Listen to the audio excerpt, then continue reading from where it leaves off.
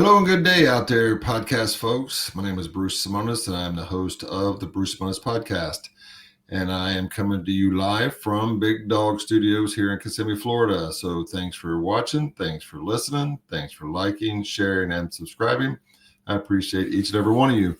This is sort of my midweek. I know it's not the mid, I guess. It's like the day after, it's Thursday. And I just wanted to give a quick update about the week. We are going to be going to episode 3 of Fully Dressed here in about an hour.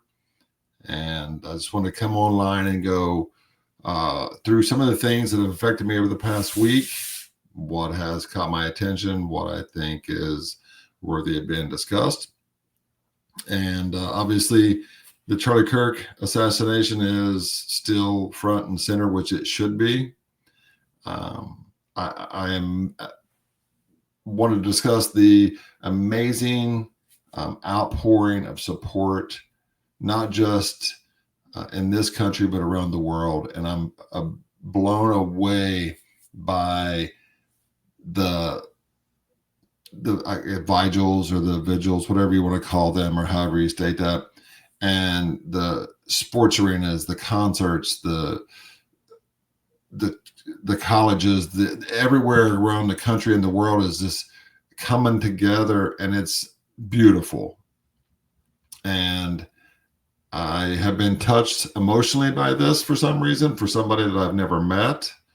I will say that I watched many of his episodes of his podcast because I was so impressed by his knowledge, his ability to reach out and discuss things with people. He gave a microphone and an avenue for people to talk and have open debate and dialogue. And reading about him and how he wanted to bring it back, because back in the olden times, when people wanted to have a debate, they would go to like the public square and they would discuss things, and then they would battle with the wits, and they would win favor by winning the debates, and they would talk about things. And he did that. He went out and discussed things.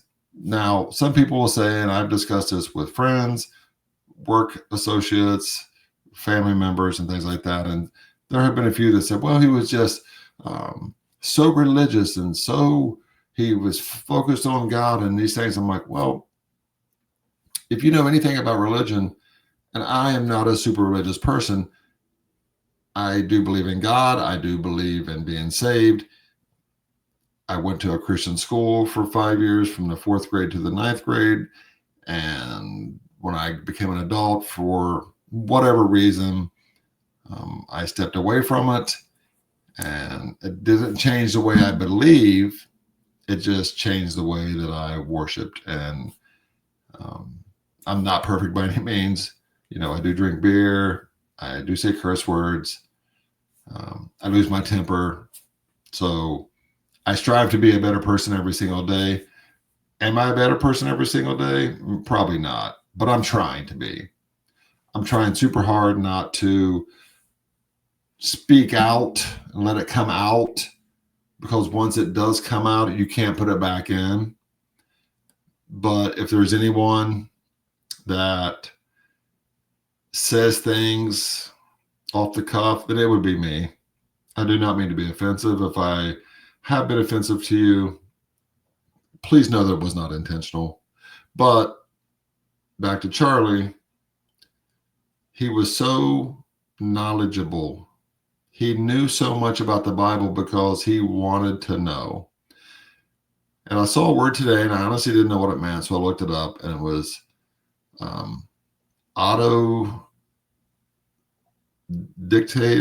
whatever the word is, where he's self-taught. But he knew more about the Bible than any pastor, any preacher, anyone in the faith that I've ever known or ever heard of. I think he knows more about the Quran than a great number of Muslims, because he wanted to be educated. So whenever he was doing a debate, he wanted to be armed with as much knowledge as he could possibly have and hold in his brain. And I think he proved that he was. And I said this last week. I'm going to say it again today. I think he was killed because he was effective. I said this last week that Tyler Robinson did not act alone. And I'm not saying there was a second person or there was a group that was directing him. There were people that knew. There were people that had an idea. There were people that had a thought that this kid was dangerous, that this kid had a plan, that this kid was on a path to nowhere good. And they let him go on that path at full speed. And now at the age of 22, because I do not believe he's going to get the death penalty, I think he's going to work out some sort of a deal. And I think he's going to be locked in a box. And if he lives to be the average age of an American citizen, which I do believe is 76 or 77 currently, then he's got to spend the next 55 years in that box. And I don't believe that he really thought about that. I don't believe that he put those thoughts into his plan. I think he believed that he was going to get away with it. And I think he stated, I was hoping to take this to the grave at an old age. What made him believe that he was going to be able to do that? I think it's because someone, some people, some group, somebody somehow made him believe that that was going to be the case. So it's a shame. It's disgusting. It's pathetic. It's disturbing. And it's just unacceptable. And for whatever reason, the way I've been touched by this and the way it has affected me, I've had several sleepless nights, but I feel like my heart is changing. So even being, I don't want to call it minimalist religious person, just because I don't go to church doesn't mean I'm not religious. You have to believe that this was the plan. God uses you to the point where your job is complete. We may not like it. We may not understand it. But maybe this action was needed to bring us together, because for the last at least 10 to 12 years minimum, and I think even before that, we were on a path of destruction as a country, as a community. When I say community, I mean whoever you associate with in your day-to-day lives or in passing, that is your community. And I think it went from loving each other, being proud to be American, being proud to be in a family, being proud to have children, being proud to have friends, loving your family members, loving your friends, being kind to each other. That became almost like a sign of weakness. And it was shunned upon. When those kids were shot down a few weeks ago in that church by that crazy person, the mayor of that city came out and said, prayer and thoughts are not enough. They were shot dead while they were praying. Not exact words, but it's basically what he said. And I'm like, you need to shut up. Prayer isn't about saying nothing bad will ever happen to me. A lot of times that prayer, knowing somebody is thinking about you, asking for mercy for you, whether it be to get over something, to help you heal from something, to lay their hands upon you in a thought to help you get past something, knowing you have support is an unbelievable gift. And to make that so minimal, like, that is just so wrong. And leading people astray on purpose is a great sin. And I don't have to tell you that, because I think anytime you do that maliciously and on purpose, you are aware of that. And then that makes me believe that you don't believe in a higher power. And I think that when your time comes for your judgment day, you're going to regret choosing that path. So people are like, how do you know? How do you know? Like, well, I feel it in my heart that I know that there is a God, and he died for my sins, and he loves me with all of my flaws. Because we may have been created in the image of God, but we are still man, and we still have free will. And fighting free will is a challenge. I will tell you that myself. I know that to be very, very true. But if you lead someone astray on purpose, I think you will have hell to pay. So anyway, to get back to my reason for signing on right now is to say that this was a tragedy, could have been avoided. For whatever reason, it was not. And if there is good that comes from this, it will be like, for myself. I'm doing this from me. I'm not going to look at this from a worldly view just yet. I'm looking at this from an inner view of myself. I feel like I've had a change in my heart. I feel like I've always been a good person. I've always been accepting to any and everyone. I care about people. I want everyone to be happy and prosperous. And I want your families to be healthy and safe and have love undeniable of any and every avenue. I want you to be so happy and so thrilled and so blessed that your life is just overflowing with greatness. It doesn't always happen, but I hope I want that for everyone that I know. But I still have anger issues. I still am not grateful for the things in my life that are awesome right now. I still forget about the things that are important to me that got me to the place in my life right now.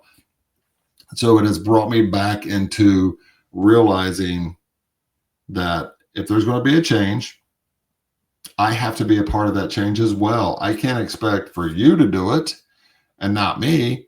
I can't expect for the other people to do it, but not me. It's almost like saying, I will not take out the trash because you should do it. And then the trash piles up, and then me being mad because you didn't take the trash out, and then I wasn't willing to take the trash out. So how can I be mad at you for not doing it if I myself won't do it? So I tried to reevaluate, excuse me. My wife says I mumble, and I guess that I do. So I took a look at myself. I've had some sleepless nights because I felt conflicted, because I felt like I needed a change in my life. And for me to feel that conflicted, I felt like something was knocking on my door because I had been denying it, ignoring it, staying away from it instead of running to it. So I made the decision that I'm going to work every single day to be a better steward. How can I serve my wife better? How can I serve my family better? How can I serve God better? How can I be a better person? How can I serve my community better? How can I be a better asset? And even if I fail, I think the fact that I'm going to try, even if it's just like 1% better every day, if you do that every day, that's 365% better than you were a year from now. So will that be the case every day? It won't. Do I expect setbacks and failures? I do. But I promise that I'm going to try my very best to be that steward, to strive to be a better servant to myself and to my family, to my God, to my friends, to my associates, and to each and every person I walk across or come across. I don't want to walk across. That would be horrible, because then you're basically defeating what you're doing. But anyway, I want to be better. And if I can influence one person by doing this, and that person can influence one person, then in a short time, I think we can make a difference. So, as hard as it was for me, I've said a prayer for this kid. Even though he, on purpose and maliciously, killed a father of 2 young babies and a husband and a spokesperson for God, the likes we have never seen and probably won't ever see, because I think he was one of one. And there are others out there that are amazing and gifts from God, but I think Charlie Kirk was the chosen one of our generation. And I don't expect to be a replacement, because there's no way I could do that. I would need 10 more lifetimes to get 1% close to what he is, but I'm going to strive to be the chosen one in my family, the chosen one in my group, to make a difference. I'm going to try my very best to help heal broken hearts, hard hearts, locked hearts. I want us to be better humans. I want us to care about each other more. I've decided I'm going to tell my friends, I love you every single day. I'll tell my brothers, my wife, my children, my friend. I'm telling everybody, I am grateful for you and I love you. And I hope you have an awesome and prosperous and amazing day, and tomorrow and the week and the month. And hopefully we can break off some of this rock that has been built around us for the past lifetime, but especially over the last decade. So thanks for listening. Please like, share, and subscribe, and pray for me, because I'm going to need it. And I will pray for you. And God bless you. God bless your family. May you be blessed beyond measure. I love you all. And God bless America. God bless our president. God bless our troops. Stay strong. Stay vigilant. And when you fail, get back up. Do it again. And I will see you soon and often. We will be doing another episode here in about 45 minutes. And I'm going to strive to make it less confrontational, because that does nobody good. But thank you so much. I appreciate you all. I'm amazed that you're listening. So thank you so much. Have a great and awesome and wonderful Thursday. And I'll see you in about an hour. And I hope to see you often and a lot here coming up. Thanks. Have a great day.